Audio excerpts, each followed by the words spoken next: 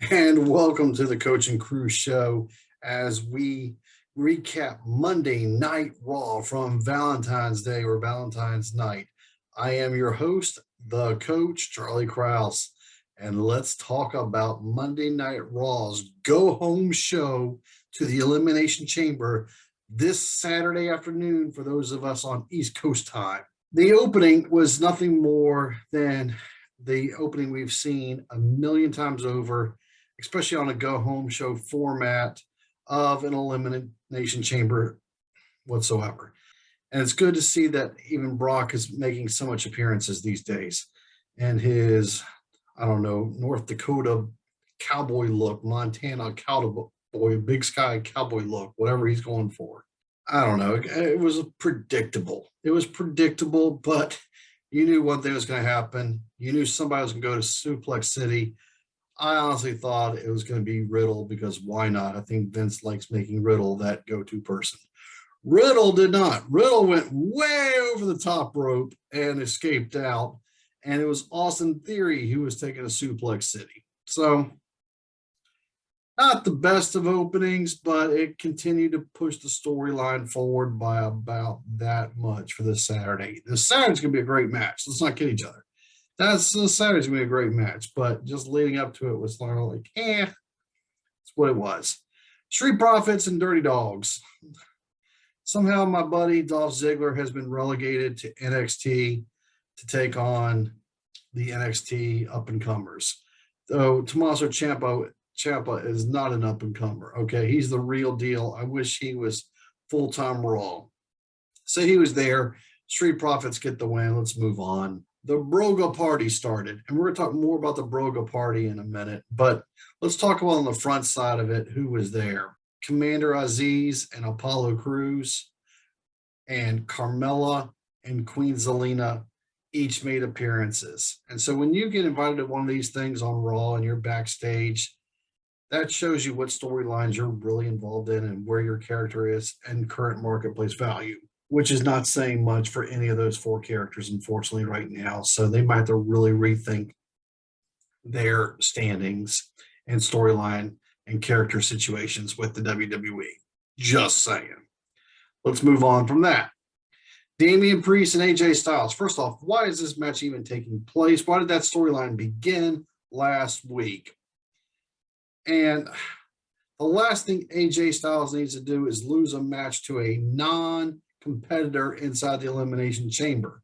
So he does on a roll up to Damian Priest, who was desperately in need of a win, but did that win even help him? So I'm confused by that whole situation. It doesn't help AJ Styles, and this doesn't make Damian Priest's current situation any better as well. Maybe Raw's just going to pretend like it just didn't even happen by Saturday, but it happened.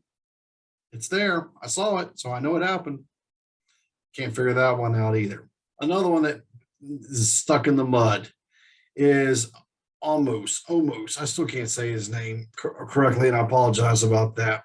2-on-1 handicap match with Cedric Alexander and Shelton Benjamin.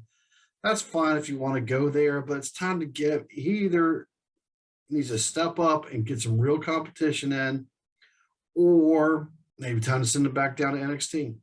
Plain and simple. If only there was a big guy being underutilized on the Raw roster right now that has nothing better to do. Oh, wait. Commander Aziz was at the Toga party. Commander Aziz a big guy? Almost a big guy? Let those two behemoths go at it. Commander Aziz in real life would probably win. Well, fun to watch. Let's make a big guy match. Come on, Raw. Do your job. Dana Brooke and Reggie celebrated their Valentine's dinner together. And it did, over multiple stories and segments, it did not go well for Dana when she decided this was not going to be a Valentine's dinner, shall we say. Glad she got rolled up. Reggie's the new 24/7 champion. Maybe we'll actually have some pin attempts and some switchings of that belt because the belt is stale unless it's changing hands. Plain and simple. Lita and Becky had their contract signing. And as I mentioned either last week or 2 weeks ago with Becky, fans push her over. They just like her. So she's now going double down and trying to really put herself as the heel. So she tried her hardest to do that, and she sold it as well as to be sold. And I give her nothing but respect for that. But at the end of the day, the fans are going to cheer her. Like I said, and I know I'm not comparing her to The Rock, but like when The Rock was heel and he did everything heel worthy to be, and yet the fans still put him over. Becky is in the Diet Coke, just 1 calorie of that situation. So there's that. Still going to be a good match. It could almost be a face versus face match type of situation. Gauntlet matches, I actually like gauntlet matches if they're used correctly. The irony to a gauntlet match before Elimination Chamber is you have to decide your order to decide your order. Yeah, does that not fully register? Regardless, I do like gauntlet matches, and they can really push someone forward. Well, this push forward was for Rhea Ripley. 44 minutes she lasted. Took out Nikki ASH, and Nikki ASH, lots of credit for her performance as well. Lots of credit for Nikki ASH. When you're the small-sided heel, you do exactly what you do. Cheap shots, run out the ring, delay the match, everything. She played it perfectly. Excellent job, Nikki ASH. Got past there. Liv Morgan, our push for Liv Morgan looks to quickly have faded. Not Big E levels of faded, but faded. Dewdrop. All right. She's just in there to be there. It's unfortunately her character has plateaued as well. So then we got Ripley 3-0 and exhausted versus Bianca Belair. Predictable ending. Bianca Belair wins. I'm fine with that. What I'm not fine with is ever since WrestleMania, it feels like every single match Bianca Belair breaks down in tears afterwards. I don't know if she does that intentionally, if that's her character, or if she's just doing it because that's just her. Either way, it's gotten old hat for me.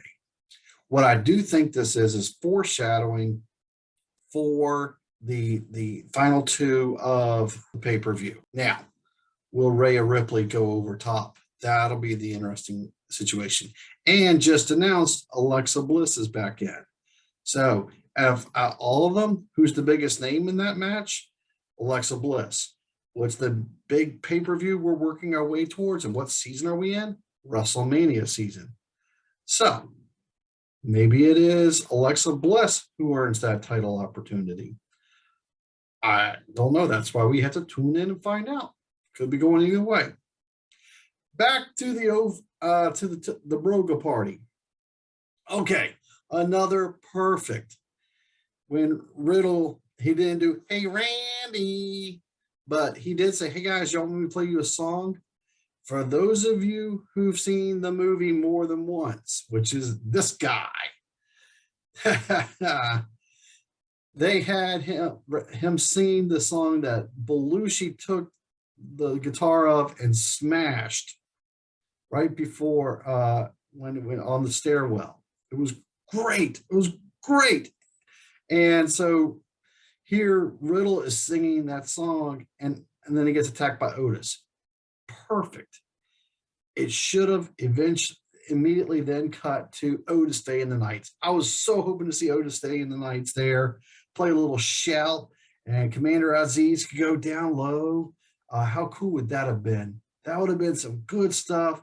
I guess Otis Day and the Knights are still on their world tour somewhere and probably couldn't get the bookings correct to play in Indiana like they were. So it was probably a scheduling conflict. But how cool would that have been?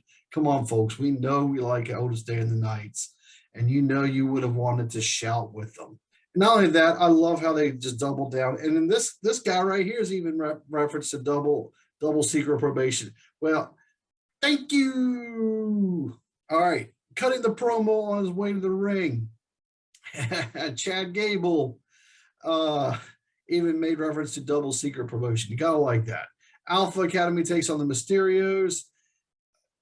Miz and Maurice show up. You know where it's eventually going to lead. Alpha Academy with a roll up and grab the tights pin. Perfect for Gable. Perfect writing of it. And And then they slide out the ring. Miz and Maurice attack Rey Mysterio, probably at Mania, but maybe beforehand. We're going to see a Rey versus Miz confrontation and battle. That'll be good stuff. And then to close out the night, to close out the show, we got Seth freaking Rollins and Randy Orton one-on-one. Another great match. Even the ending, as cheap as it was perfect. It was what it had to be for each of their storylines. Seth freaking Rollins got a cheap win because Orton went for the save when Alpha Academy rushed out to attack Riddle and to attack Orton. He comes sliding back in the ring, and that's when he gets curb stomped. And that was after his RKO. There was a lot of good stuff on Monday Night Raw this week. Overall, thumbs up for sure. What are your thoughts on Monday Night Raw? Leave your comments below and comment away of how you would grade and how you would rate Monday Night Raw, and subscribing and hitting the like button. We'll see you later in the week.